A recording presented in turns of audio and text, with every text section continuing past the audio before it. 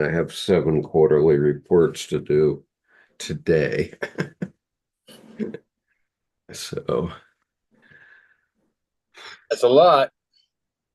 yeah, well, it's going to be more in the spring. Okay, good morning, everyone. Okay, we are online. Hello, Art. Nice to see you. Uh, Art, I think Art somehow has his system set up so he automatically logs on YouTube as soon as we go online. Which I appreciate, Art, no doubt. Um, and I guess you could schedule. I guess you could probably integrate that into a calendar to schedule it. yeah, I suppose I just have not had time to look Yeah, into it. I There's, don't because if I'm running late, last thing I want to do is have some green screen or blank screen, and it looks like I'm there, but I'm really not. yeah, and we had that incident the last time we did a confluence back on September 7th when I had to go park cars from my school for a football game, and I just left the thing running. Yeah. And Maddie Leeds was video recorded for 3.5 hours in his studio Oh, too funny. working. Fortunately, he was wearing clothes. I wasn't sure at first, but That's another thing. It's like but naked for session. yeah, for those of you that are listening to this now, I have removed that video or that part of that video uh, from the thing. So from YouTube, so you won't see it. Let's see.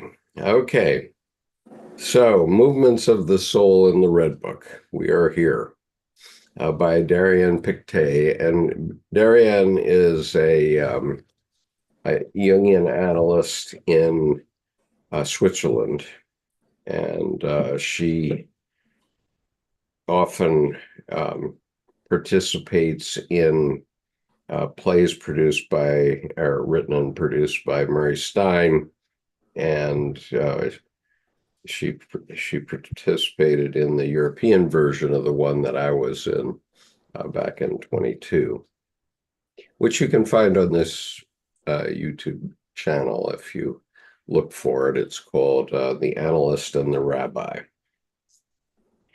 Okay, so Movements of the Soul in the Red Book by Darian Pictet.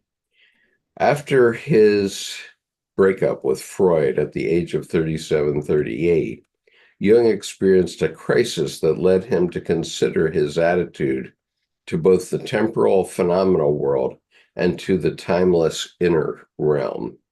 Quote, I had labored misguidedly under the spirit of this time. I thought and spoke much of the soul. I knew many learned words for her. I had judged her and turned her into a scientific object. Therefore, the spirit of the depths forced me to speak to my soul, to call upon her as a living being. I had to become aware that I had lost my soul. Unquote. The Red Book is the account of Jung's search for inwardness, or as he called it, his confrontation with the unconscious. Taking the form of awakened fantasies, he opened himself to the images that poured out from the depth and set them down into his black books. These were subsequently commented on and transcribed into his Red Book, in which this very intimate work, Jung shows with humility not only his inner landscape, but also the journey of a man in search of his soul. Jung later devised a psychology of relatedness with his theory of the anima, he said, quote, the anima becomes through integration the eros of consciousness. The anima gives relationship and relatedness to a man's consciousness. Um, unquote. Soul is associated with feeling, essence, depth, and matter, and relates us to the core values. Classically, anima is soul, seen and described from a male psychological perspective. My concern here will be to link Jung's theory of the anima with scenes of the Red Book and follow its development through the narrative out of which it emerged, leading to its highest fulfillment, the anima mundi, the world soul or the world anima. The Red Book was also, as we shall see, a seedbed for Jung's psychological types. At the time of his writing the Red Book, Jung wanted to find out what happened when he switched off ordinary consciousness and allowed expression to remote parts of his psyche. The spirit of the depths pointed him toward the recovery of his soul. He had served the spirit of this time, a collective adaptation to the demands of society, culture, and outer reality. And as a result, he felt a spiritual alienation that forced him into the depths of himself so as to regain an inner dimension. He realized that the spirit of this time leads to knowledge and scholarship, but the spirit of the depths leads to things of the soul, a knowledge of the heart that gives deeper insights. Quote, "The spirit of the depths took away my belief in science and took my understanding and knowledge and placed it at the service of the inexplicable and the paradoxical," unquote. Okay, I'll stop there for a minute. Jordan? Yeah, definitely. This whole passage piece to me applies to his everything up to age 40 is just research, and everything is up to 40, age 40 is just research, he said. Mm-hmm. And astrologically, to me, there's something I call the Ebenezer transit. So think, Cratchit and the what's his name? Where the Christmas Carol. Tiny Tim? Tiny Tim, yeah. And then you take Scrooge, and I call it the Ebenezer transit because at 42, your natal Neptune is squared by your transiting Neptune. And to not go into too much technical, what happens there, I think, is that Neptune, if you just think about it mythologically, is expansive, masculine ocean. It's boundarylessness. And not without boundaries, that would be a problem. But boundarylessness, as if you look out across the ocean and the horizon is all you see. You can't see the continent way over there. What happens is that expansiveness, which is so nebulous or Neptunian, at a square is a very architecturally hard angle. And it then sees itself differently in that the paradoxical comes in from Neptune identity to, oh, this is actually my identity. So Neptune almost looks in the mirror. And I think then at 42, when he said, I had become aware that I had lost my soul, I had written in the margin, all up to age 40 is just research. But paradoxically, you then passionately live your soul into being just in the act of living. And, right. And in that sense, when he says, when he switched off ordinary, or when she says he switched off ordinary consciousness, I think he switched off pre-age 42 consciousness, meaning the last of the child, the last of the hero, and now he's Carl Jung, the man, and or the adult, because I think then at 42, a lot of people associate that with midlife crisis. And I find that to be total fiction. And in my experience, it's been the people who have the crisis are the ones who never left adolescence. They didn't Yeah. have their adult, child not crushed by everything, where they didn't know rite of passage by being consciously aware of it or not. Just the fact that you become an adult. I mean, you don't need to know Joseph Campbell and the power of myth to grow up. Right. But what happens, I think, at 42 is then your responsibility is to self-induce the rite of passage of birthing now the rest of your life on your own terms. So, after that, if you're bitching that you hate your job, well, that's your fault. Right. And I think it's, not disparaging to people to say that's their fault. But what happens is if you're, whine, moan, bitching, then no one's coming to save you. And it's the kind of thing, I think, where that switched off ordinary consciousness, that can be terrifying to people. Yeah. Because now you've hit a milestone in the moment. Maybe it lasts a season or two where you kind of, flounder around like some spineless flagellate, not knowing what to do. But like anything else, a prepared mind can easily go off script. So Sure. like Churchill says, success is not how much you accomplish. Success is how much you move from failure to failure without any loss of enthusiasm. Oh, there you go. And I think what's interesting is I was talking with someone about depression a couple of weeks ago, and I said, look, I'm no psychologist, but my lay person sense of it is, one, it's a luxury I can't afford. It's very first world problem. And two, I think it's just anger without enthusiasm. So you end up stewing in it. And she's a psychiatrist, and she looked at me and she went, well, I'm writing that down. And I laughed because it was interesting, because I wasn't pursuing it psychologically. I was pursuing it experientially. And I think that's what I like about Jung, is that he's not Mr. Diagnoses. And he's Mr. I want you to leave my office and go live your own life. So in a sense, he's the post-Kinderzheimer, the post-kindergarten session of go live your adult life your way. Whereas in Freud is very much, I'd say, a worrywart. I have to pin the tail on every damn donkey that comes into the office, and I think that's bad, because especially until people rite of passage into true adulthood, meaning 42, you're at that point. And some people do it earlier.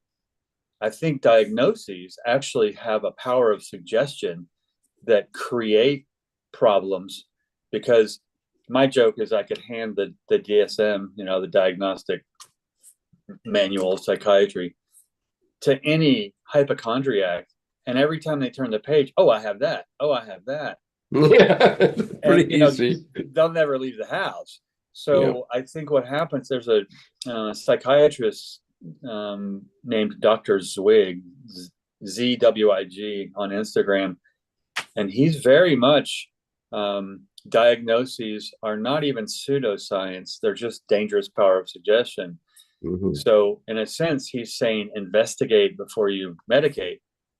And my thought here with the 42 is, well, you don't go drug the deer before you hunt. So you might want to see about living in your own wild and discover some of your own passions. So I think there's a knowledge of the heart that gives deeper insight. I think at that point you're like, well, I'm 42, I'm not dead yet. So, okay, I gotta, it's my responsibility to live my life my way. So I think this whole, if I just look at it as the inexplicable and paradoxical in service, or it placed it at the service of the inexplicable and paradoxical, it's literally just living life into being. And your prepared mind, you're going to an elementary or junior high school or high school, you're no strategy or mission plan ever survives first contact. I mean, that's just, you know, That's for sure. and that's every Navy SEAL I've seen interviewed will go to that. But what Hmm. it is people say, well, then why did you spend so much time going into all that? And I love the perspective that they most often have is that wasn't a waste of time.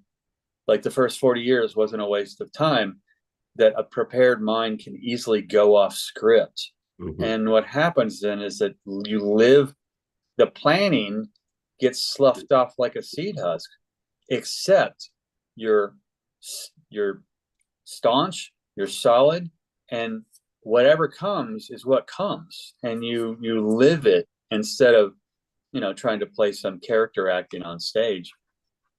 So I Right. think the So, whole thing is that to me, yeah. I see that perspective just shining in here.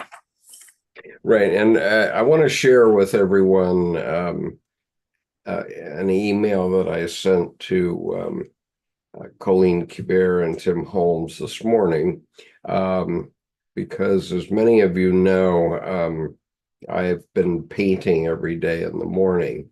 And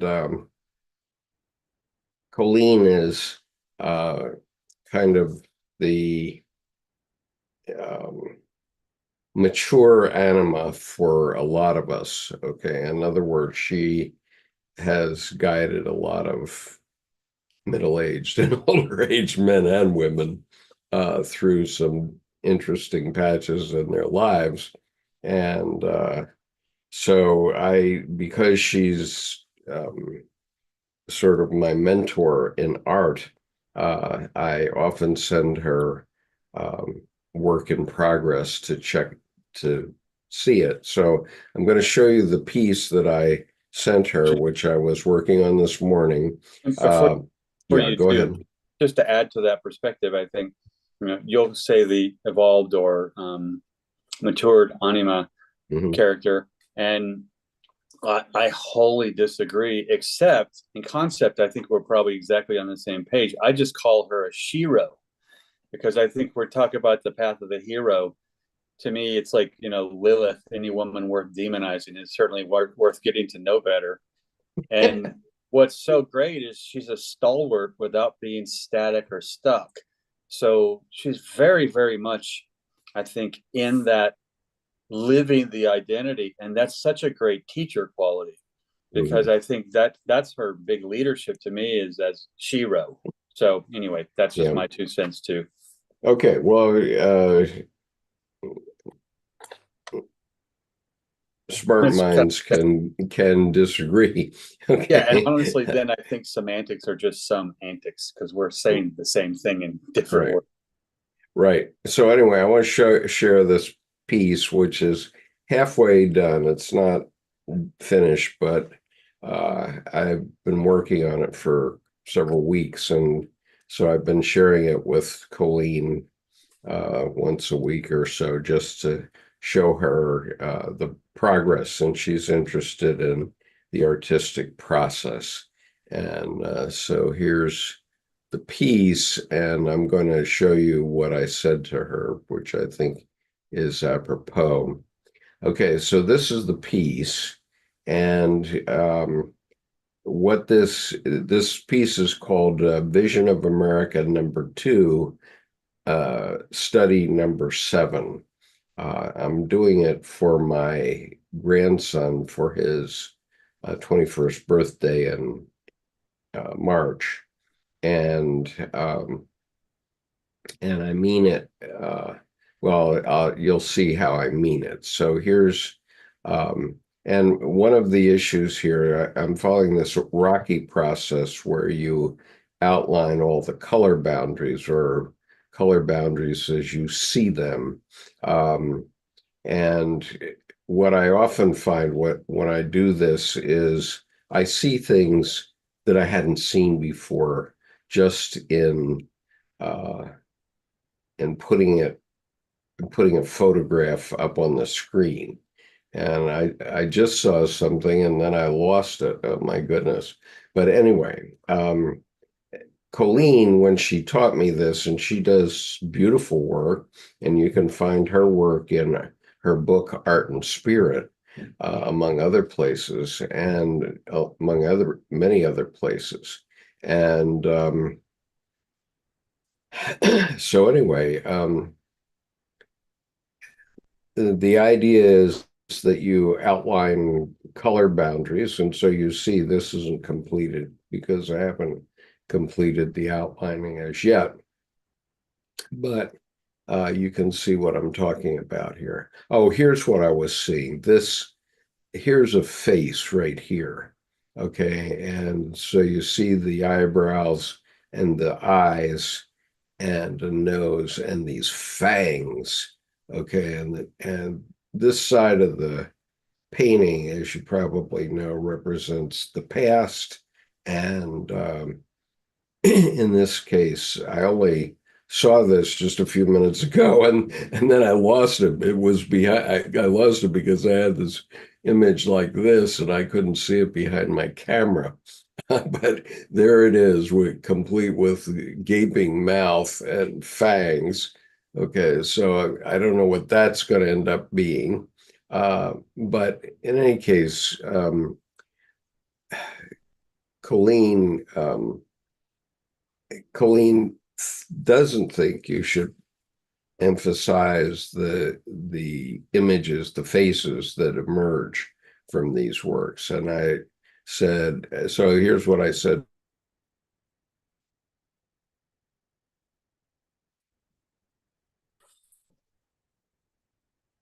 Your video froze, or mine did, one or the other, at like right before you started reading. Ang's guy. You if your video, or maybe just my video, froze right when you started to read. This is what I said.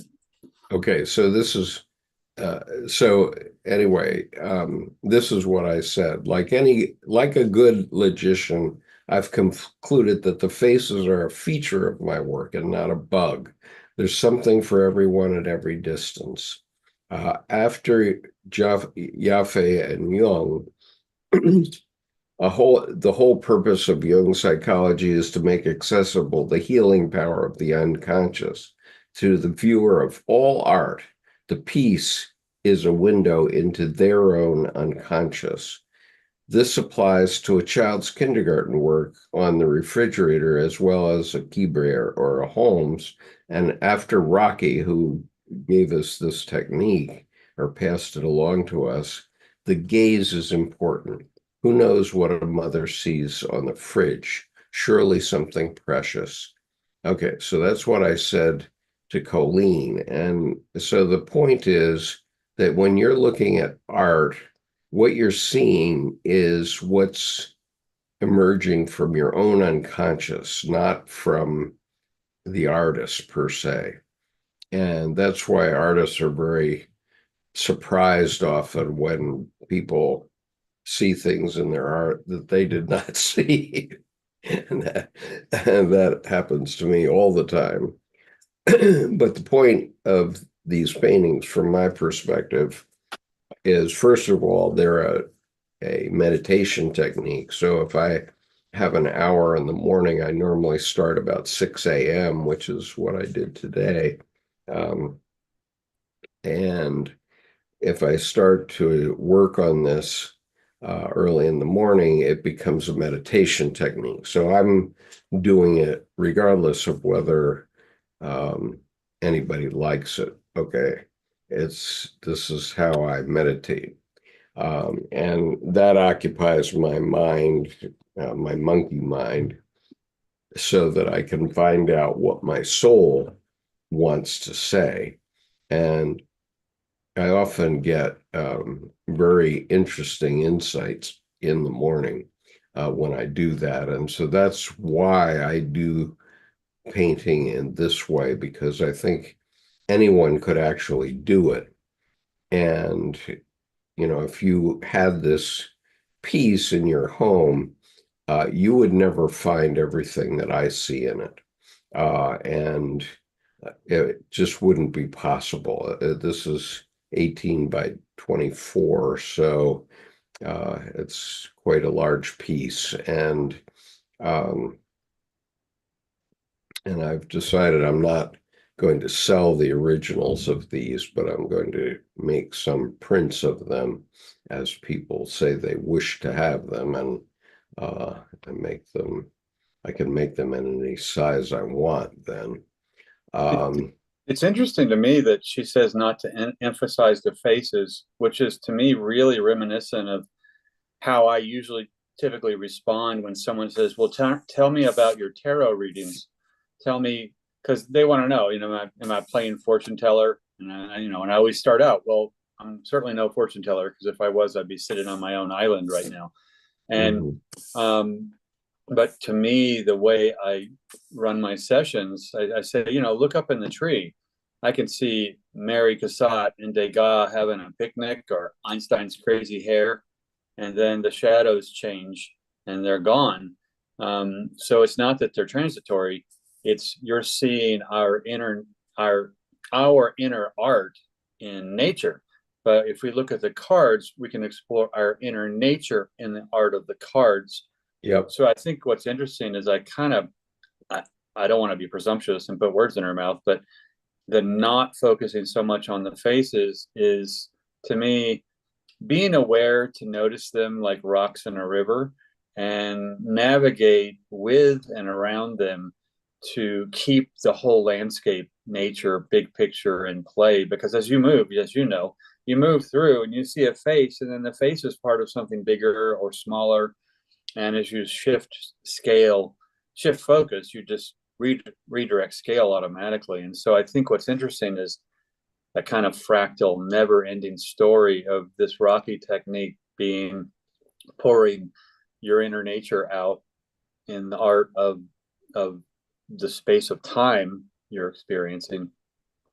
Yeah, and it doesn't matter what I'm doing or what my purpose is at all. It's for Right. the viewer to see what their unconscious throws up. And as you see, these things change very quickly, because I saw this ghoul here with the teeth, with the fangs and everything. I didn't see that. I never saw that until I'm looking at this photograph on this session, and then it disappeared and I couldn't find it. And it was because I had hidden it down below my camera, like here. I can't see it actually. I said, Mm-hmm. where did it go?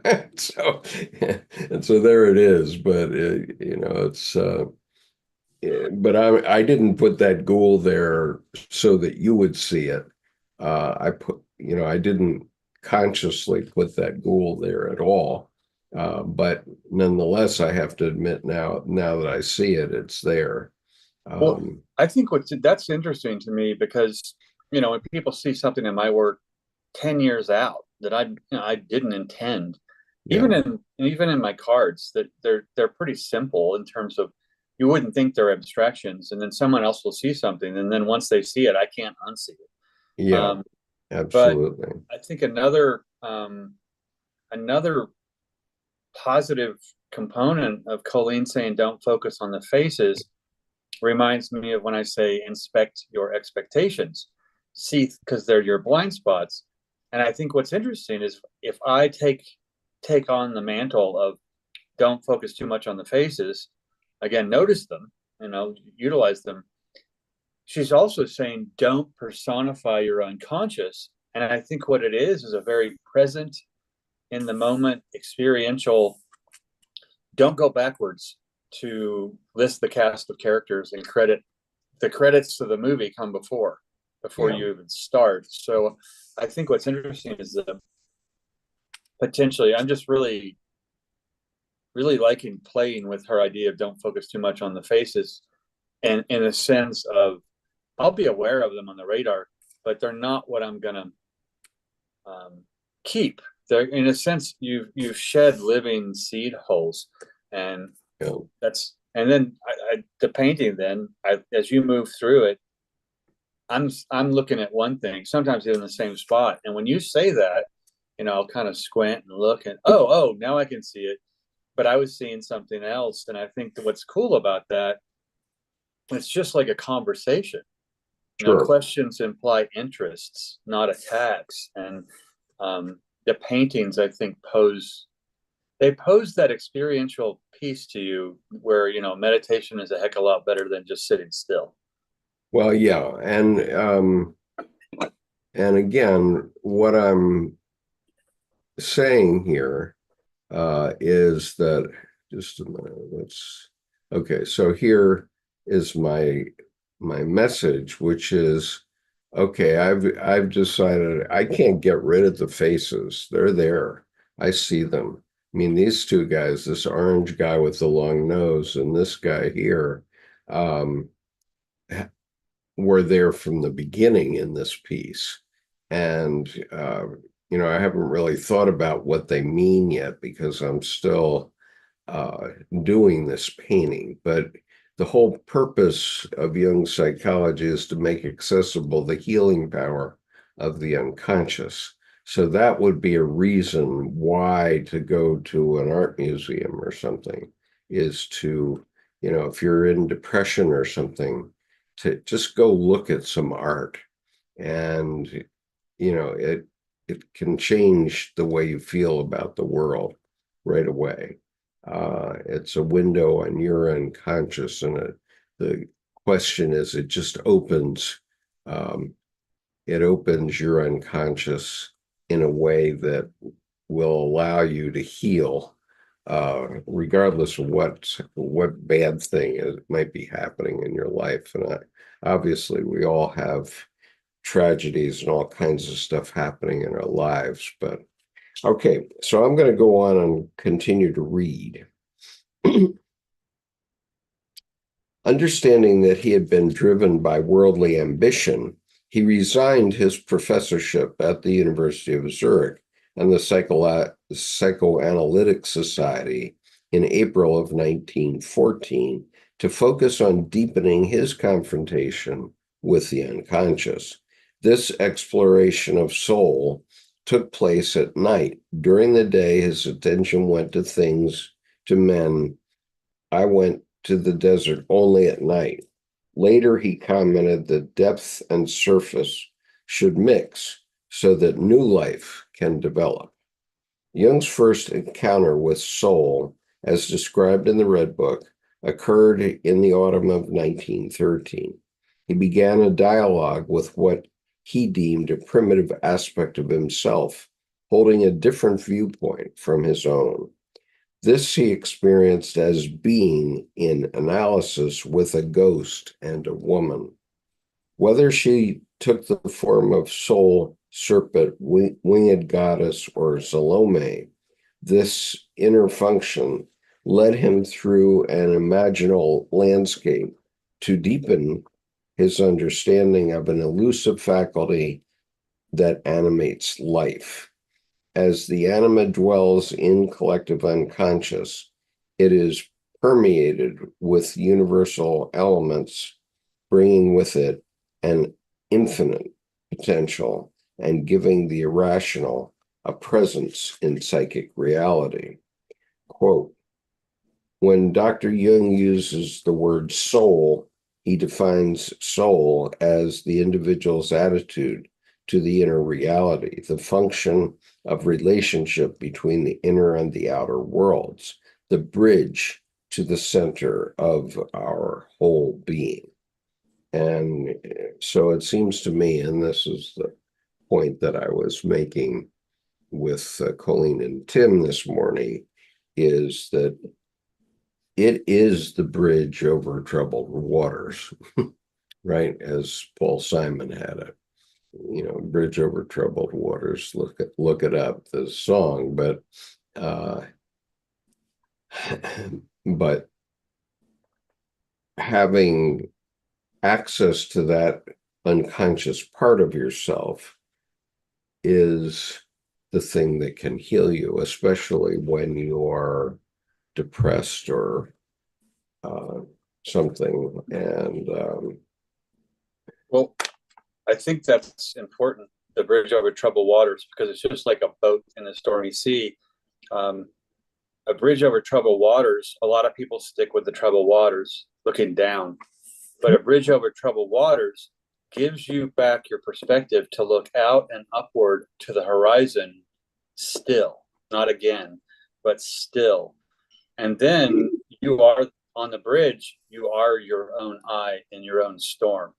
And I think that the perspective there is so healthy. And that's another thing too, where when you're in trouble or when you're in transition or when you're in chaos or any kind of stormy situation, that you don't get buffeted and batted around by just the normal perils and verbs of life. Right. That he resigned his, professorship. I wrote down on the margin, actionably engaged, living through the passage and the milestone of the moment of what happens at age 42. So he leaves the scientific to basically he went Ronin, he went rogue, and except meaning that's the time to do it. I mean, you have to have done it a lot before then. You don't just all of a sudden go out like some amoeba and live. You'll die in the wild, so to speak. But the fact that he was not only aware of what was happening, but then he actionably milestone in the moment, maybe over a season, maybe in a minute, he moved through the passage again, the dark. Right. It's Luke Skywalker going to the dark cave. Right. And I these days I don't know what I'm going to face during the day. I have very troubled teenagers that I teach, and on Friday the principal announced that there'd been a shooting involving 3 of our students. Yeah. And so I never know what I'm going to face during the day, whether I kid about it that if I die in the line of duty, according to our contract, the school district has to pay my wife my 2/3 of my salary for life. And so it's a kind of life insurance policy for my wife. That's kind of like Google. I think if you employee dies, they pay them half their salary, and I think $1,000 a month to each child till they're 19 or something like that. Which is so anyway. These are very real issues for me, and I'm facing things that are psychologically burdensome every day, not only for me, but for my students. And mind you, I teach at an alt school, middle school and high school. That's part of our public school system, but it's specifically for kids that are going through traumatic experiences in many cases. What's interesting too is you're teaching kids at that point too, they're being distended, pulled apart by nature to grow, literally. Mm-hmm, I mean, you get growing pains physically. Sure. Your connective tissue is stretched and weakened to then re-strengthen in a larger form. But you're at that place where they're prior to and at 1/3 of 42, 1/3 of 40, and then at 2/3, just about 2 and halfway, they're at the next passage.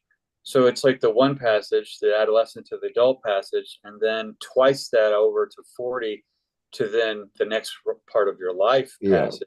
And the thing that I want to emphasize here is it's an ongoing process. It's not just the midlife crisis. It happens constantly in life, one way or another. Right. And so here I am, a 78-year-old man who's been through most of my career wickets in life, and I'm looking to a 92-year-old woman to give me a certain amount of perspective, and I often offer her a perspective as well, because I don't.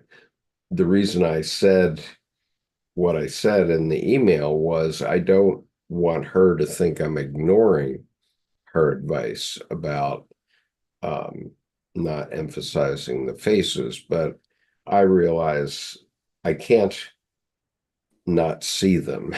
They're there, and as I can paint the shortest little line, and all of a sudden there's a face there, or it might be three faces there. I mean, just putting in one face or one line can result in two or three faces emerging. And I go, whoa, okay. So I can't ignore them. So I just accept them and go on. And It's interesting that, again, I think I like the back and forth we have where you're noticing the faces and I'm really dialing into the what do I get from not noticing the faces. And there's a solitude quality of, get the heck out of Dodge, take a drive out of town into nature so I don't see the chorus, the cacophony of all these voices I get every day, talking to people and seeing people. So it's literally in the art to get out into nature, but it's getting out your inner nature. So I like that you're looking at the faces, and I've always seen faces in my work, but I'm really intrigued now by how can I see beyond those? So in a sense, I'm going liminally over the horizon. So it's again a both and. It's not a right or wrong. yeah, But it's interesting that perspective she says about don't focus so much on the faces. It just came to me, well, get the heck out of Dodge, get out of town, you know, get some solitude on a hiking trail and see nature instead of other people. And then what happens is I get lost in my own nature and I'm not so concerned about myself anymore. And in a sense, I always come back with a renewed sense of what am I in service to. And there's the connection with, humanity and nature, but in a natural way, not in a nice, overly, accommodating way. right. And I'll put a link in the chat here to our confluence session yesterday, which was very powerful.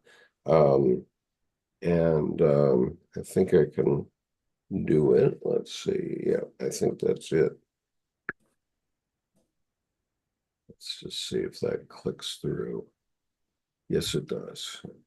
Oh no, that's clicking through to what we're talking about. Sorry. So that's not good. Now what I have to do is just a minute to pull up the other. Yeah. Let's see. I have to pull up the other session just for a second so that I can get the link. Yeah. Okay. So here's yesterday's session on YouTube, and I think that'll do it. And for Jordan, I will put it on the chat here because there was a very, very powerful message from my friend Lana Shaheen, who is an artist in Qatar. She happens to be Palestinian, and I have known her for about a decade now as an artist, and she does amazing artwork when she does it, and she has a very, very interesting installation about the Israel Palestinian war that she presented yesterday. Among three other artists also presented, and it was a very powerful session. So anyway, reading on. Well, actually, right before you do, I just Okay. was copying that link and pasting it. Um, when he says, th during the day, his attention went to things, to men, and then I went to the desert only at night. And I Yeah. think it's worth saying that's when all the serpents come out of the sand. That's when the Oh, yeah. serpents are out and alive. So I Right. think this whole um, the day or the night beings coming out, as it Mm. were. And there, my whole concept is, making besties with beasties, and I'm kind of waiting till that gets stolen again, because I've noticed um, yesterday and the day before on Instagram. What did I say? 2 weeks in a row that the the sheep live their life in fear of the wolf, only to be eaten by the shepherd. And I have to say now, I intentionally misquoted, because it's the lamb lives its life. Because wolves may eat the sheep, but sheep gets sheared, not eaten by the shepherd. So you get all these conflicty comments on Instagram. Whoever stole that misquote by me then gets hammered with, I think you have your biblical scripture all wrong. So I've been intentionally doing that a couple of places where it makes sense conceptually, but the actual quote, if people would just do their research before they plagiarize, I think it would be funnier. But it's kind of been my um, heavy-handed silent joke to notice how many quotes that you say, or how many things that you say. I'm back again to, last year we went through this whole spate of this where we'll say something and it could be in the collective unconscious, or someone could be listening and just rip it off. So anyway, so Okay, well, I'm realizing that this is a very long essay, so I better get reading. Is it significant that Vera van der Heide does not genderize soul? There seems to be a difference in the conceptualizing soul and anima. The first ungendered, the second only a male preserve, which I will consider specifically in the light of the Red Book. In Jungian psychology, the anima is both personal, complex, and an archetypal image of woman present in the male psyche since birth and taking on the personal feeling tones associated with every unique individual. Anima is also the feeling engine that drives man's connections with the women in his life. If a man can recognize the work and work with his anima projections upon women, he can not only achieve a greater balance between his inner and outer realities, but can over time improve his overall relationship with women. um, and of course, we have a huge problem with this right now in our country, acting out in the election. And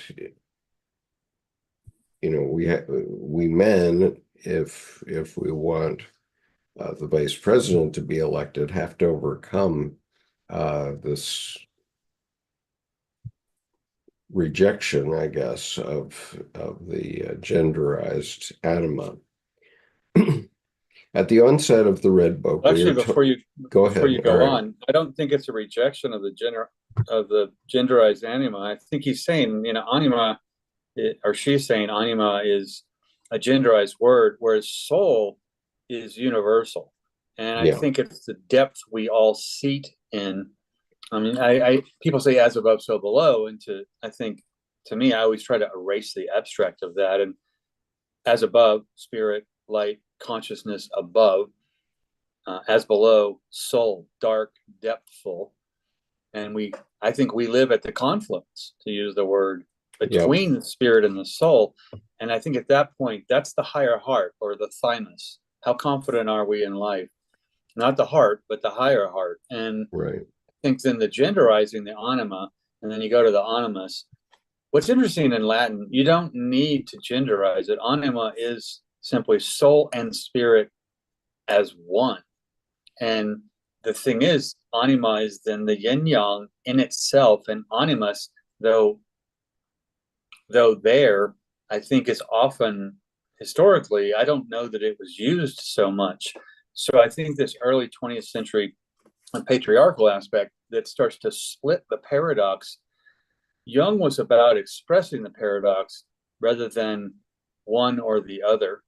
And Yeah. it's kind of now, honestly, when I think we start focusing on the genderization of anima, we're kind of giving puberty blockers to our understanding of our own psychology, which means we shall never, ever again experience what, sexual pleasure or procreation or anything. Because once you stop that, it doesn't just restart when they go off them. They are forever then in loss of the rest of their life. So I think when we Yeah, well, genderize, I'm not entirely sure about that because I have uh, been through prostate cancer, which you have not. Um, and I can say that I still like women very much. I didn't say there wasn't a like. I think though Right. puberty blockers block puberty, and the thing is, it's forever. It's not reversible. Yeah, So they don't develop. And I think what happens here is there's a whole society afraid of the pain of development and trying to stick in. I don't know. I think I see the whole gender issue of the pronouns that everyone wants to be called. Um, it's kind of our new mundane existential crisis. Instead of searching Jack Kerouac on the road for your identity, they're, oh, I'm me, this yeah. childish attention getting, and it's all fine. It's okay. Do what you want to do. I'm not going to Mhm. disparage that, but I think there's a psychological imbalance, and I won't go into the whole dietary thing. I think that drives it, but I think there's a lot of um, there are a lot of emasculated boys and masculinized women, and instead of both having their own kind of authority, which Yeah. is natural, I think culture is trying to take out the high, take out the low, and average the average, which is, Frank Lloyd Wright's reason for not doing competitions. Why do I want to be awarded the most boring of the boring? Well, so that is what we're all facing and actually seeing in plain sight now in our culture. This is finally coming up, and it's a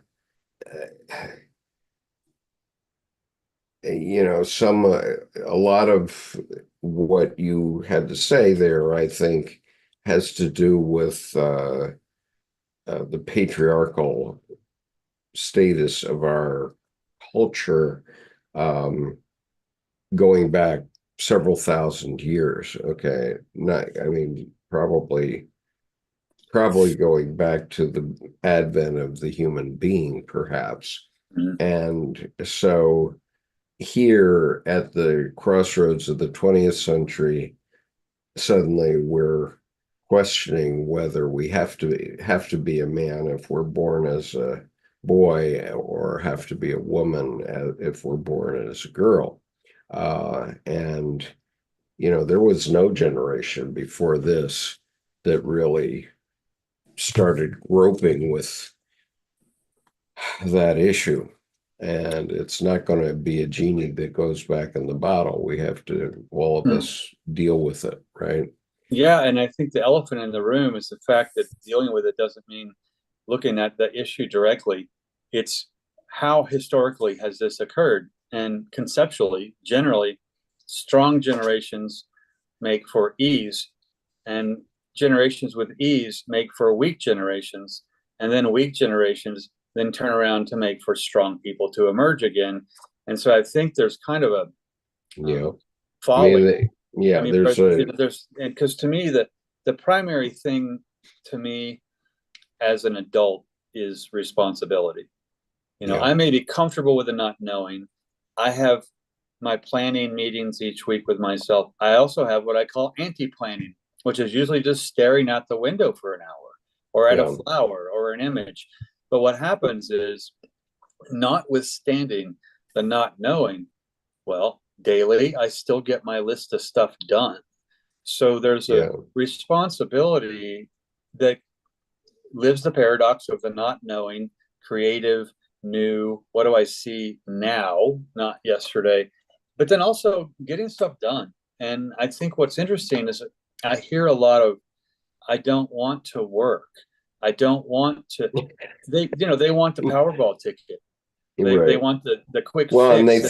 they think they won't have to work if they get the Powerball ticket. And of course, if you get the Powerball ticket and win it, hide your identity away. Do Well, not and let get a anybody CPA and know. a tax and a financial advisor, because the the psychological incidences of personal crash and then financial bankruptcy Yeah, are the highest in the people who have won the big prizes, because all what yeah, they do is they don't wait 6 months to adjust, to make big decisions. Yeah, pay off a bunch of debts and all that kind of things, and set yourself stable, back to balance. But I was talking about someone who's a financial advisor last week, and they said you'd be amazed at the double digit increase percentage in bankruptcy with people who win those big prizes, because there's sure. just this woohoo July 4th in their whole life, and they just blow through cash, Yeah, and as if there's no end, and then there is an end, and then they can't take it, and they yeah, they crumble. So it's, yeah, that quick fix has shallow roots, or I guess. yeah. Because I mean, I knew a man once who was worth $400 million, and he was getting a phone call every 15 minutes from people wanting money from him for whatever reason. Right. And his life was actually a living hell. It wasn't, he hadn't won it in a lottery. He'd Yeah. won it by his work, but I wouldn't want to live that life, and most people shouldn't want to. Well, yeah, and I think to bring Colleen back in the conversation, I mean, I'll say quick fixes have shallow roots. Yeah, And the thing is, that's kind of a black and white statement. Whereas add the color in that jumps out of the black and white. Colleen says there's no rootless flower.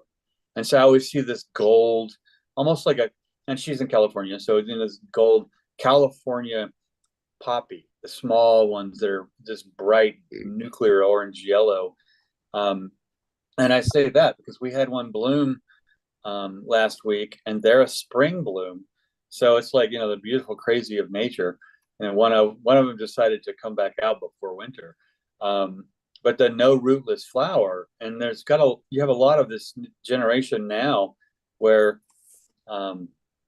they get this holier than thou, self-righteous, me, except if you ask them a question, they often feel attacked, which is a right. juvenile, discouraged, abused, neglected kind of response, rather than, oh, you have a question.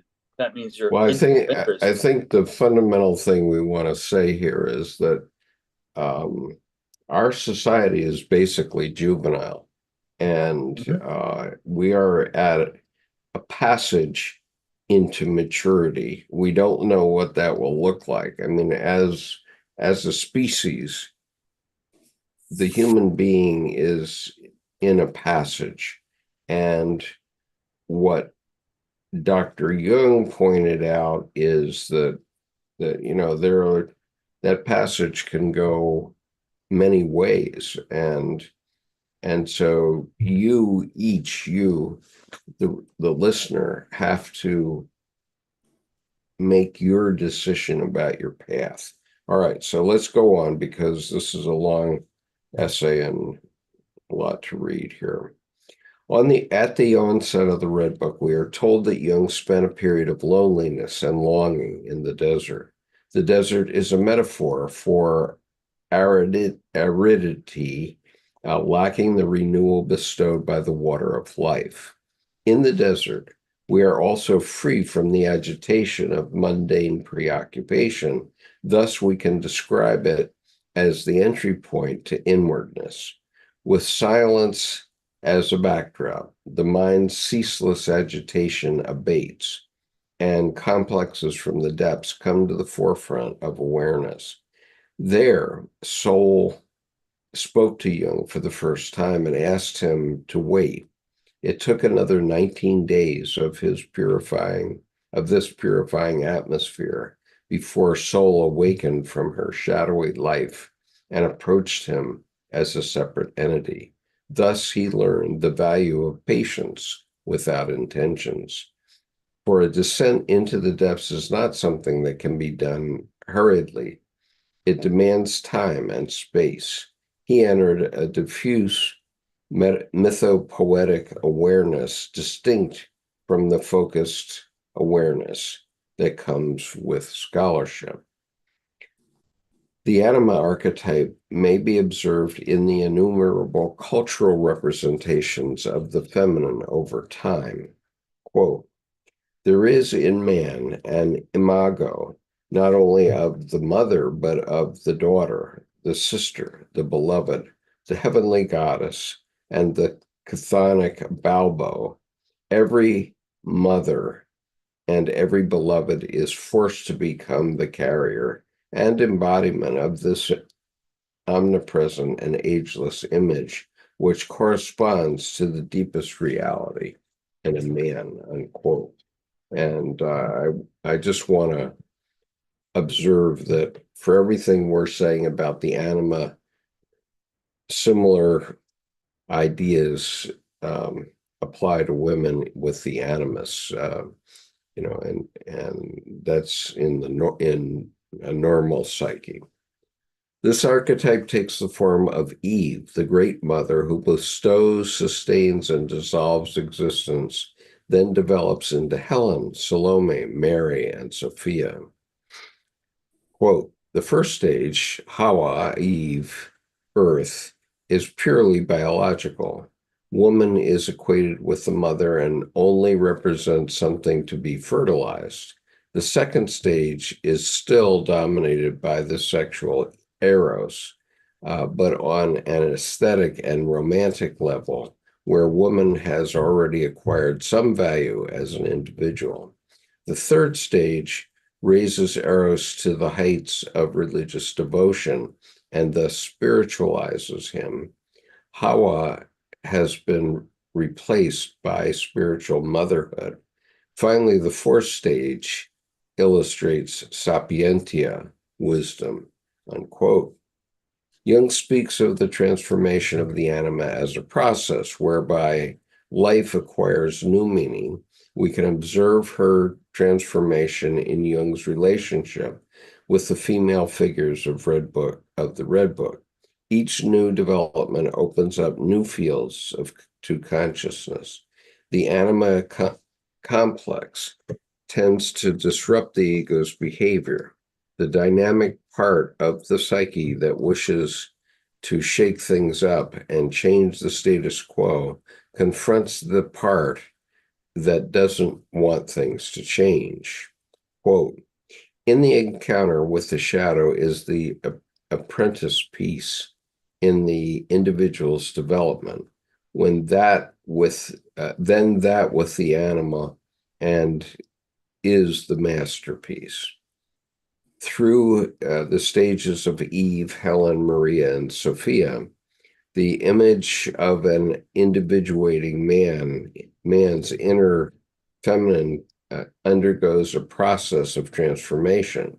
Although we may think of it as a progression, it is also the case that at every stage, the other anima images are present in the archetype of potentia.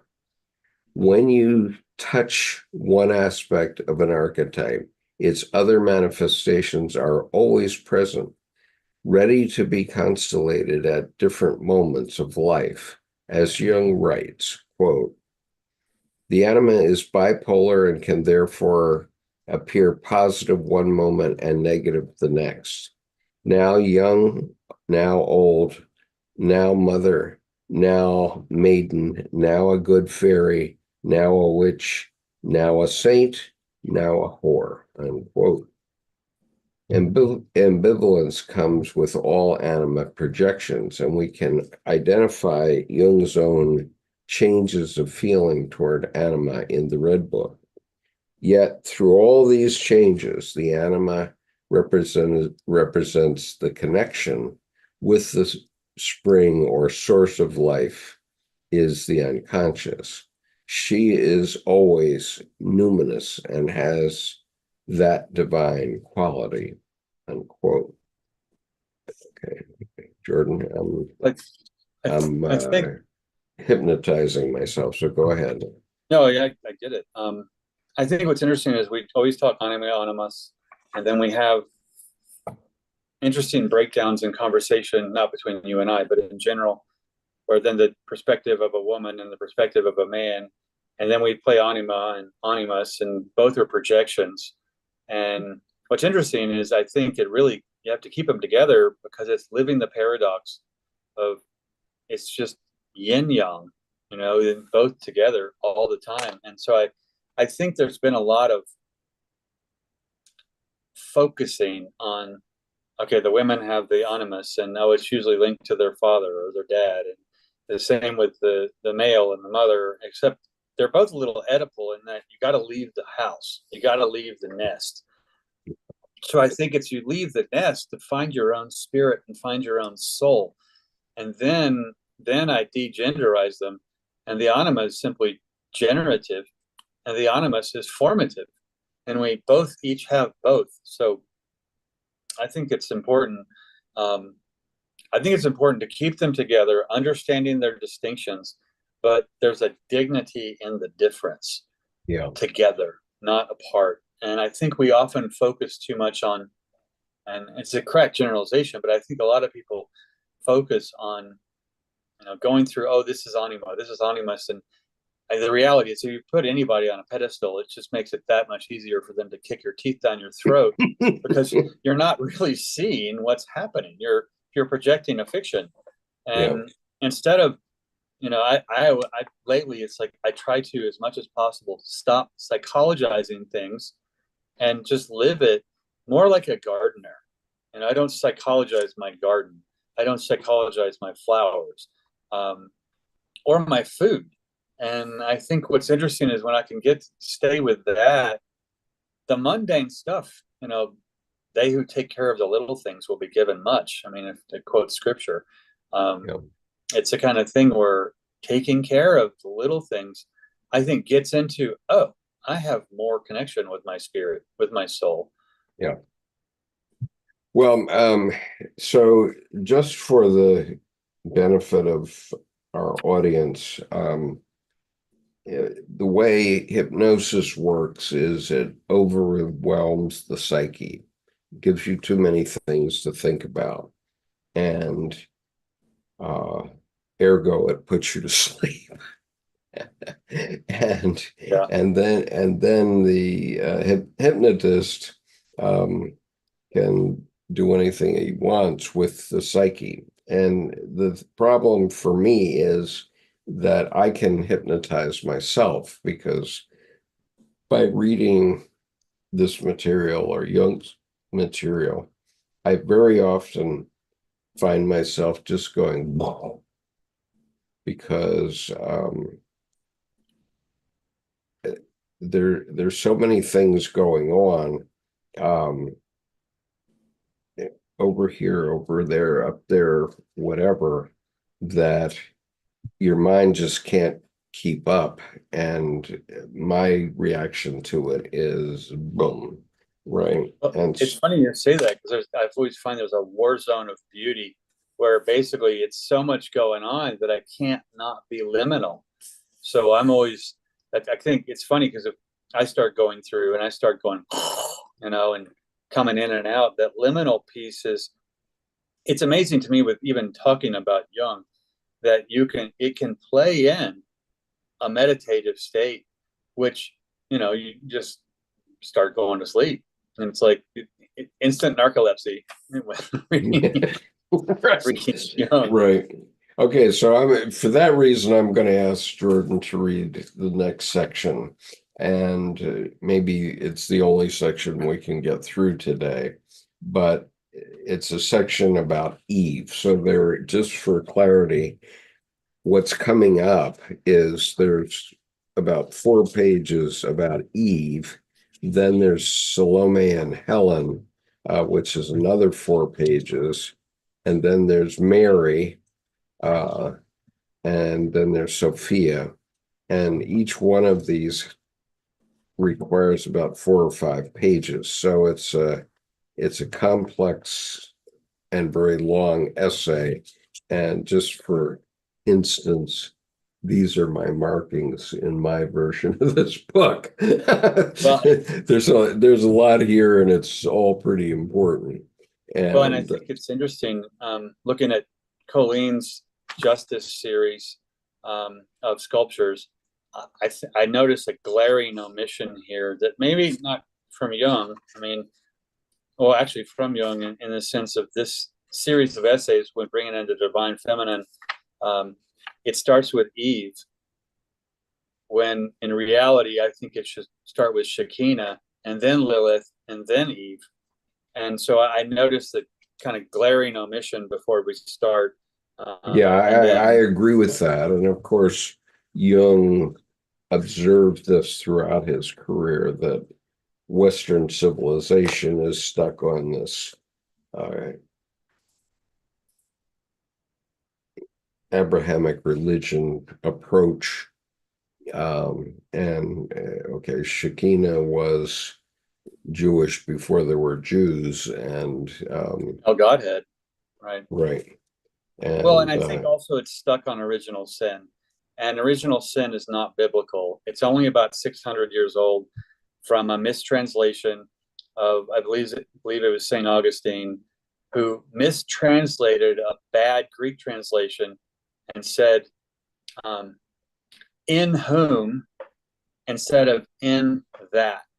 And the church latched onto it for crowd control, because in whom made it personal, and the sin was within you, whereas in that was the proper, it's just in the world, and there's more of a nature quality. So I think, I'm not going to go into that much further, but I think the 600-year-old mistranslation, original sin, honestly, is very much not original. It's only like 600 years old.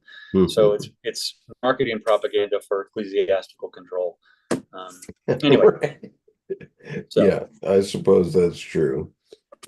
So anyway, if you're feeling up to it, you go ahead and read Eve. I'm going to take a short break to get myself a glass of water, see if I can wake myself up. Okay. Doing that. So Eve. Anima at its most primordial level is Eve, the primeval mother who bestows all that is vital and valuable. Here, man and nature are intertwined, undifferentiated, and in blissful symbiosis. In this first phase and in intimate connection with Eve, Anima appears also as a serpent, as the earthly essence of man of which he is not conscious, since it is the mystery that flows to him from the nourishing earth mother. The serpent is associated with the roots of being and symbolizes the chthonic aspect of earth that were split off from wholeness of the mother archetype in the Abrahamic religions. Identified with Eve, Anima is an undifferentiated relationship with consciousness, meaning that man is subjected to her influence in an unreflected way. Eve symbolizes the anima of life-wanting consciousness, differentiation, and eventually individuation. In the biblical myth, Eve offers fruit from the tree of knowledge of good and evil, and she is therefore the one who brings consciousness to the Ouroboros field. At first, there is an incestuous relationship to the eternal feminine, and she is indistinguishable from the personal mother. For Jung, symbolic incest with the mother is a necessary stage. To become independent, the terrible mother must be confronted, the darkness faced, and the fear of power conquered, and the inertia that condemns one to compliance in relationships and emotional states overcome. In the Red Book, Jung is confronted with an emptiness that he described as a loss of soul. Much later in his life, Jung was to describe the experience in these terms. Younger people can bear even the total loss of the anima without injury. The important thing at this stage is for a man to be a man. After the middle of life, however, permanent loss of the anima means a diminution of vitality, of flexibility, and human kindness. The result, as a rule, is premature rigidity, crustiness, stereotypy, fanatical one-sidedness, obstinacy, pedantry, or else resignation, weariness, sloppiness, irresponsibility, and finally a childish remordissement, petulance, with a tendency to alcohol. When soul first appears to Jung as a living presence in the Red Book, he tells her that his life has been hard and that he has suffered a lot. She answers like a woman who has been ignored for a long time and tells him that she is not interested in his lamentations or his self-pity. Here, we witness Jung taken in by an anima mood that makes him appear needy and a bit childish, relating to soul as Eve, a mother who should understand him and tell him what to do. In quotes, "You talk to me as if I were your mother. I am not your mother." She adds derisively, she wants to be related to as a woman and wants him to take responsibility for his emotions. He calls her hard, but accepts her observation and proceeds to confess that he experiences scorn. He despises himself and despises others. Contempt is a superior attitude that presupposes inflation and an overemphasis on rationality. What he deemed to be a sacralization of the goddess in capitalized reason. Soul's response is to show him that by belittling her, he is belittling all things that have to do with interiority. Without a living connection to the inner world, man is bereft of a feeling connection to life, and he is literally in an emotional desert. And I'll pause right there. I think there's just finished into man is bereft of a feeling connection to life, and he is literally in an emotional desert. So actually, she addresses the missing Shekinah and missing Lilith, but just not by name. Okay. And I think when she says specifically, at first there is an incestuous relationship to the eternal feminine, and she is indistinguishable from the personal mother. For Jung, symbolic incest with the mother is a necessary stage. To become independent, the terrible mother must be confronted, the darkness faced, the fear of her power conquered, and the merits of that condemns one to compliance in relationships and emotional states overcome. So I'm not going to put Lilith as the dark, terrible mother, but because that would go to original sin. I'm going to put Lilith as the one who uttered the ineffable name of God first. And because God was an unconscious little boy, basically. And what's interesting there is she utters the ineffable. Well, that was the first scriptural decision. There's the creation of the universe, but then the actual conscious decision, Lilith made a decision. She made a choice. But that to me is conceiving consciousness, which then gestates through the Empress, basically, to the younger, because Lilith would be mother and crone, and then Eve is maiden, and then the maiden becomes the mother as she bites the apple. That's the actionable birthing of consciousness. Right.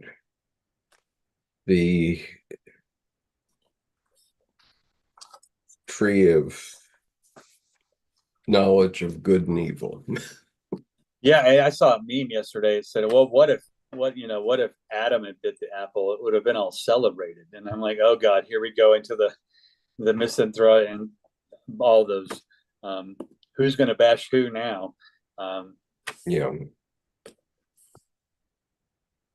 Ah, yeah. Well, and actually, I think what happened, we're experiencing a lot of rotten apples. I mean, to keep on theme here with that, the tree of life, we're experiencing a lot of rotten apples. And I noticed, I I passed through like a group discussion chat thing the other day, and I realized I hadn't been there in 10 years, Oh, and it didn't change. It was the same bowl of fruit of people it was 10 years ago, except the conversations just happened to be really rotten, and they thought they were fresh fruit on the table. I mean, and I think that we don't live in a still life painting where the fruit is fresh for centuries. We have to be mindful to get out and get nourished. And so it's interesting. I think that there's the whole old guard piece, that yeah. 10 years is not really a whole lot of time, but that many people that I respected back then, I just kind of walked along, kept moving, like nothing to see here. But it was very sociologically awakening as to how people get stuck. Yeah, And I got to the point where for most of my life, I was looking forward to my 50th reunion from college and so on. And, wanting to be the hero by giving the class lecture and all that baloney. And in the end, I didn't even attend. Um, yeah, I never even attended. I just couldn't stand being with those people again. Um, and you know, I did get back with my high school friends, but then I don't always go to the reunions anymore, even though I have a couple of close friends that are still from high school, but mhm. um, more than a couple. I have Well, it's three interesting. at least. Yeah, that's about three primary, 10 total. But I noticed the people who I never would have thought this, that, or the other, but they're very human now. And they still have their dogma, but it's theirs. And they're Yeah. mature enough to have community and not ram it down anyone's throat. And I was frankly surprised at um, at some of them, but then I realized I wasn't surprised. I just didn't notice back then how much they listened and could have empathy without needing to agree. So it wasn't the dark side of empathy where you end up getting groups that all group and respond the same together. They really had a dignity and difference where they're like, no, you're not like me, but we're both in nature. So, hey, glad to have you around. And and I think that whole third person perspective ability with people that I find just kept the childlike connection, curiosity and wonderment driven, rather Mhm. than the childish I have to know. And it's interesting you say that. There's very very few, and I count my blessings that I do have that many, because I think just one is enough. And and I think or I don't think, I know, capital KNOW, that is a sacred and valuable thing that I never need to be celebratory about. I'm just constantly grateful. And Mhm. I think the lack of sensationalism where, oh, no, no, this is what friendship and life is all about. Yeah. Oh my God. So you're at this juncture. He is literally in an emotional desert. Yes. That Okay, was, yeah, are where are I you able stopped. to go on Oh, and Yeah. and So get to the end of this yeah. section. You know, I'm having I'm having a real uh hypnotic thing going on here where I'm really going to sleep. So I have to I'm going to keep it going as long as I can here. But Well, I'll read, and you probably need some time to not do this so you can actually have the energy to do quarterly reports. yeah, I have quarterly reports ahead, and I did have I don't dream often anymore, but and I think I've told this group before that back in my early 40s, I used to have all these dreams of execution because I didn't have a job and I couldn't find one, and I was, you know, aged out of starting in a new career type thing, or so I thought at the time. And so my psyche kept executing me in my dreams in various ways. And because it kept telling me, hey, you're unemployed, go get some work. And I had one of those dreams this morning, and I go, oh no, that's just my psyche telling me to get to work on those quarterly reports. So Well, in a DNA small way, I think that whole expression there is just a small version of Jung saying, "Bye bye. I resign professorship. I resign the psychiatric association, and um, to move on into what he should be doing." So, in a sense, he literally rite of passage, murdered, executed, yeah, transformed from, moved on from, molted, shed. I mean, there are lots of verbs I could use, but it's that movement through of just the seed cracking. And yeah, and I do know that I have a calling for what I'm doing with these young people. Um, but it's really a hard job. I have huge new respect for the teaching profession. It is not an easy job. Even in a regular school, I see people struggling, and the demands of just getting your certification and license as a teacher are huge, mm-hmm. really huge. When you're asking somebody to try to get a master's degree when in their first 5 years of teaching, when wow, you're so busy doing other stuff around school, it's really hard to think you're going to go to night school or something for it. Right, right. And I'm taking another praxis exam on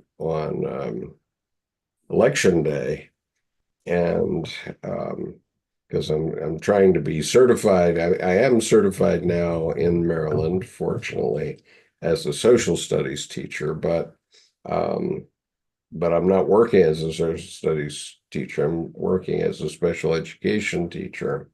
And so I'm trying to get certified officially as a special education teacher. And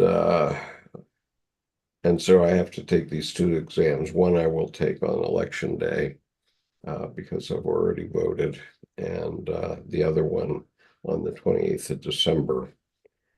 Ah, and here I am, 78 years old, still trying to take tests for certification. Nice. Anyway, go ahead, All right. Jordan. We'll see if we can get through Eve, and then we'll have to put the other ladies off for next week. That sounds good. The Red Book next describes how Jung descended into the quotes hell of the future, where he realizes the wounds that doubt inflicted on his soul. Jung says, heal the wounds that doubt inflicts on me, my soul. I am still a victim of my thinking. The anima compensates the outer attitude. He thus needs to disengage further with intellectual and rational attitudes and began to integrate a lunacy that connects him with the shifting moon.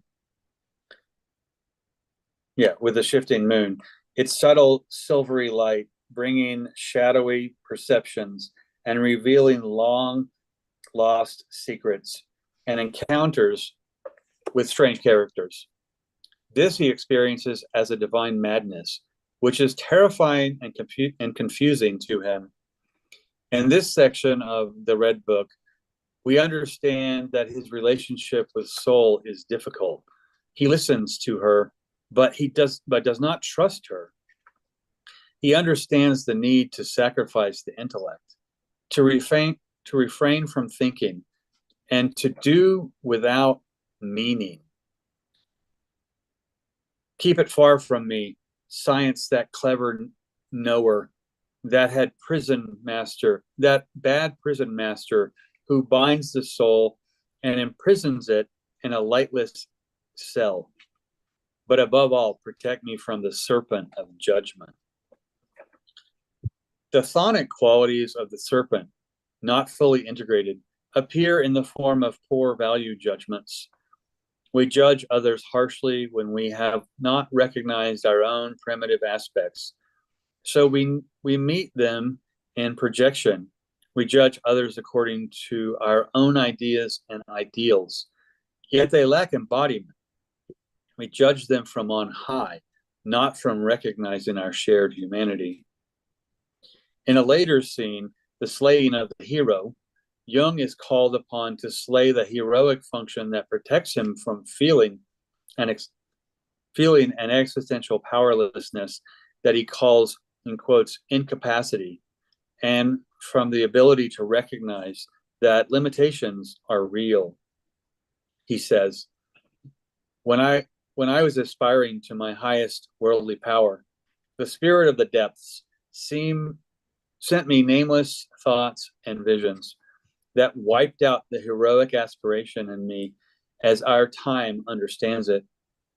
The, in quotes, spirit of the depths points him to question the hero who rules with judgment, thoughts and ideas of perfection, stemming from the quote unquote spirit of this time, from ambition and one-sided views. The hero within does not recognize that we're all brothers and sisters. We do not see conflict inside our own soul, and instead we murder each other when what we need to do is murder the hero in us.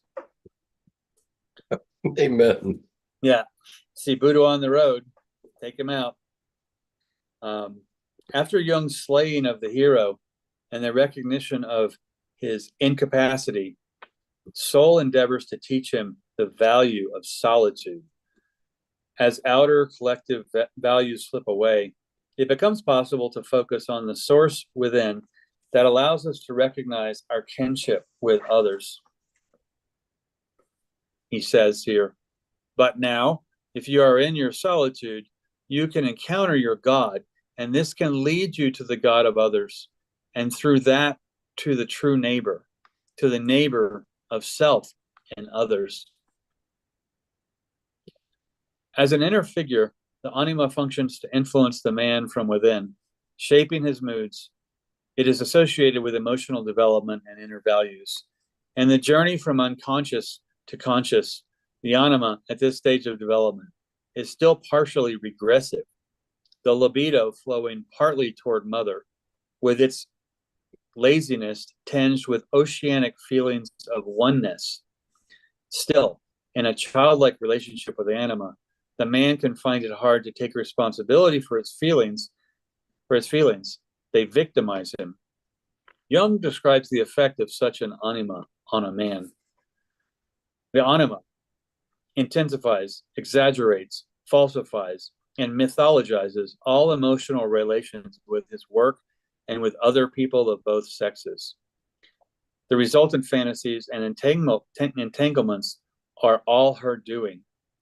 When the anima is strongly constellated, she softens the man's character and makes him touchy, irritable, moody, jealous, vain, and unadjusted.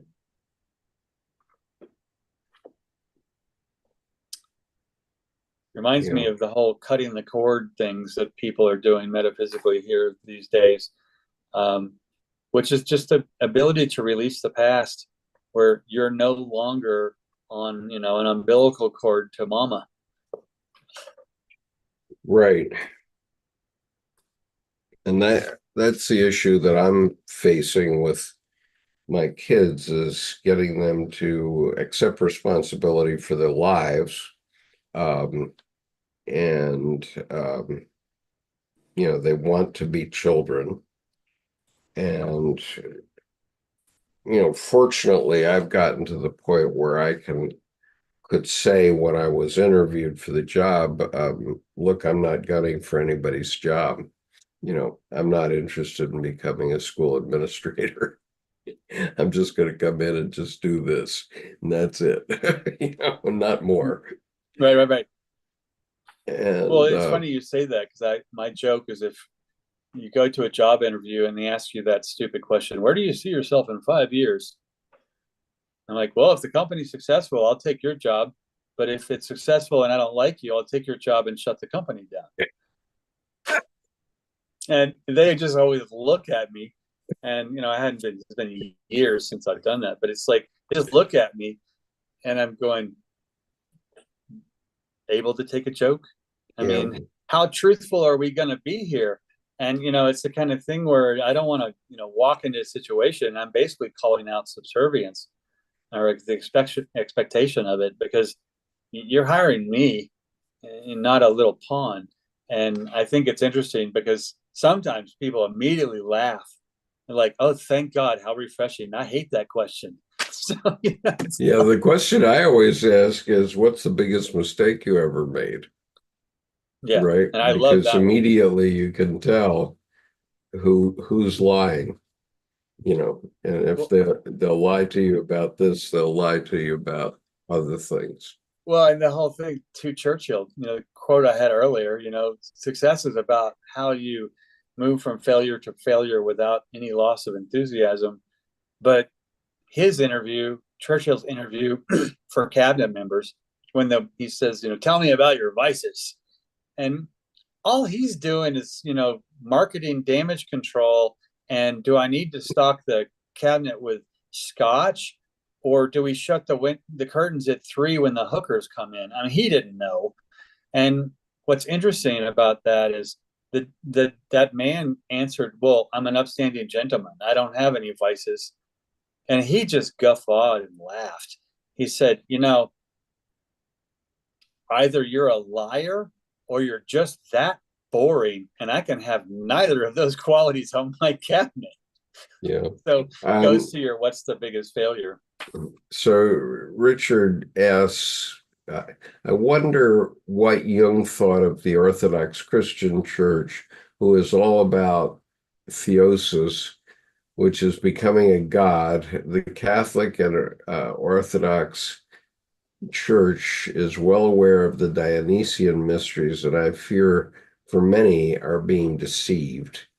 Well, that's their path, and I don't fear for them per se, because they too can find the right path for them. Um, and if you find yourself caring about other people's paths, it's a good chance that you haven't found a path for yourself. With Yeah, the you're still exception trying of, to promote. Yeah, that's yeah, true. with the exception of the clergy. If you're all in with it, then you're all in with it. Fine, that's your path. But chances of you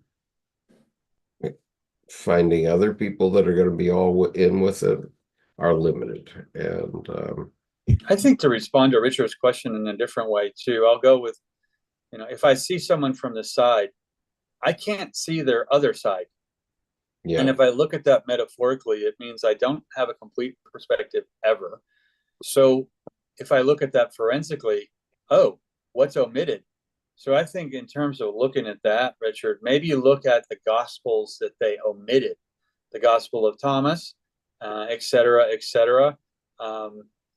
And I think what happens there is if you look at what they did not include, consciously hid and did not include, you'll learn more about the crowd control structure of what they did include, aka church marketing.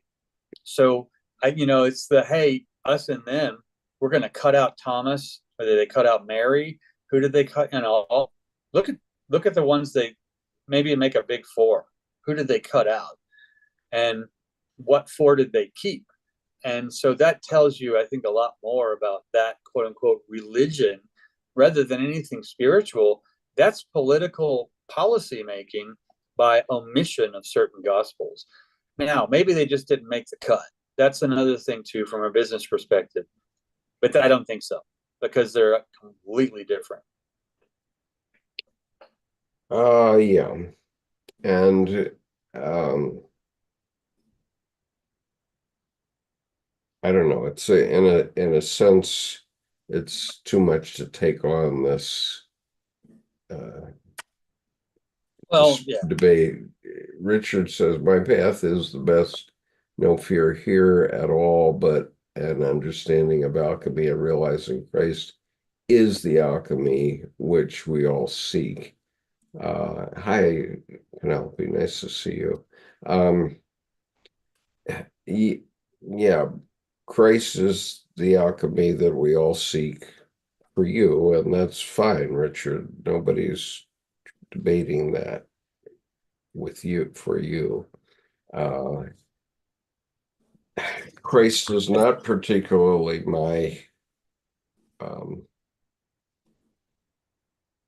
my path. Okay, I've realized. I mean, there are certain aspects of Christianity that I find very useful in my path, but I do not I do not have to have it all in belief in Jesus Christ in order to find my divine self, I guess, whatever that is. Well, and I think too, I mean, I resonantly agree. But if I hear someone say, well, Jesus is the way and the truth and the light, no, he said, I am the way and the truth and the light. And what that is a mentor teacher saying, you should be the way and the truth and the light also. Don't be me, be you. And so I think there's the proselytizing, childish kneel before the terrifying God, or live your life actionably with heart. And that's then you are the way, you are the truth and the light. And I think what's interesting, a lot of people will say, well, that's so egoic, that's egomaniacal. Look how conceited you are to think you're that big. I think what happens is people are afraid of how powerful they are. And if they don't make shame walk the plank, they end up, being a this or that. And well, the church wasn't afraid of that because the church recognized that these things have power, and they adopted things that had power, which gave them power. I mean, nobody can argue that the Vatican and other things that you find in Europe weren't built with dark power. Well, yes, definitely. And I think that makes the necessary distinction between surrender and living your life, and the difference between that and handing over your power to someone else, which is very childish, as if the parent is still going to be taking care of you. Well, that's just church manipulation, where you got to be that's where lately I've said, don't be a child of God, grow up and be an adult. And yeah, so Richard says, I sit and watch the spiritual world unfolding around me with awe and wonder, but no fear. And that brings up Christ's parable to the worker, which is, if you know what you're about, you're blessed. If you don't know what you're about, you're cursed, right? Well, yeah, anyone who has a why can get through anything. There's And just so, purpose, yeah. which And so requires Richard, responsibility. Richard, you're blessed. It's as simple as that.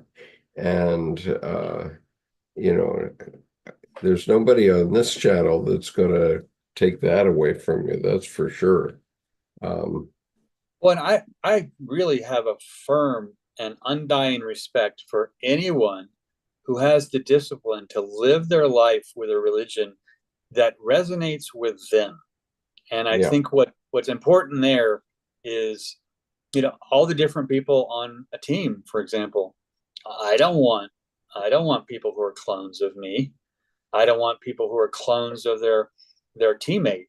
I want the orbital planets all in their different rhythms, and each has their different things to contribute. That's a team.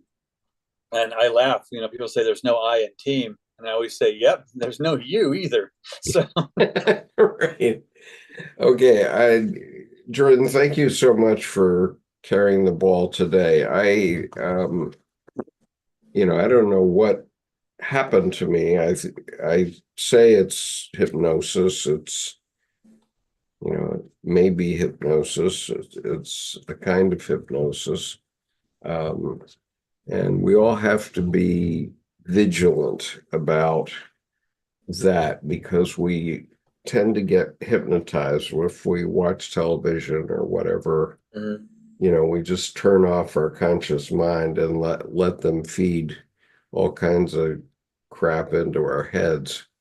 And and in the end, each of us has to make our own decision about our way and who we're going to vote for and what have you. Um, and as Jung said, my way is not your way, and it also could be the wrong way for you. Yeah. Um, and so, in any case, I'm going to need to excuse myself and close the session off because I have to go take a nap. Well, you got to take a nap so you can, In the hope that I can do my work later in the Well, day. it's funny you say that because this week someone said something about why do you think that's childish instead of childlike? And I can't remember the topic. And I came back and I said, well, because this whole conversation seems to be about having to mind and then getting snacks and having to take a nap. And then I dot dot dot. Oh wait, as an adult, I don't mind. I don't have to mind. But snacks and naps, that sounds really good. So so I start Yeah. off with this. I probably have a Thor's hammer in my So hand. Laugh. there was a Charlie Brown cartoon about this today, which said, or it was passed around today. It was probably written 50 years ago, but uh, Charlie Brown or Linus says, I don't like to call it a nap anymore. It's a horizontal life pause. Yeah, there you go. And so anyway, Got to go turn it off to turn it back on again to reset. yeah. So yeah, I've had a very intense week and weekend. Yeah. Yesterday was our fall festival, so I ended up getting a tattoo and another tattoo. Here's the Oh, nice. eye of the literati, That's and then I had to go to a 4-hour training yesterday and immediately come back and on make the it confluence. run the confluence, and then Navy's annual drubbing by Notre Dame. I got to see the last, I don't know, 3 minutes of the game, and it was pretty bad. Navy lost 51-14, I think. I'm just glad that Notre Dame put the third string for a few minutes so that we could get a couple of touchdowns, and That But I mean that's the story is that the chief of naval operations um, made a deal with the brothers of Notre Dame, or the ones that run it. I think they're Jesuits, are they, at I think Notre so. Dame? Yeah. Yeah. So the Jesuits, their Notre Dame was going out of business because they didn't have any students at the beginning of World War II, and the Navy agreed to put a Navy ROTC training group at Notre Dame, which saved the university. and and so, but the condition was that every Navy would get to play Notre Dame every year, and so it's gotten to be um, quite painful, but it's also very useful for Recruitment. Right, right.